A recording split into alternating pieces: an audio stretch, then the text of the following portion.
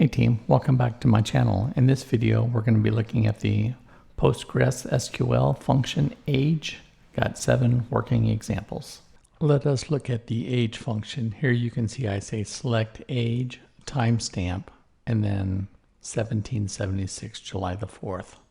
How long ago was that? 245 years, 2 months, 4 days. Nice. Days since January the 1st, 2021. Notice I'm using current date and then I'm going back to January. 8 months, 7 days. Then look at here, I've got it all the way out to the seconds. And notice that these are kind of like 1 second apart. Let's see what executes. 1 second.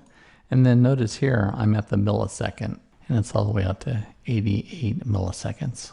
Albert Einstein would be 142 years old. And how long did he live for? So we have a start date and the end date, 76 years, 1 month. And Big Ben, how long has that been in action? 162 years and 1 day.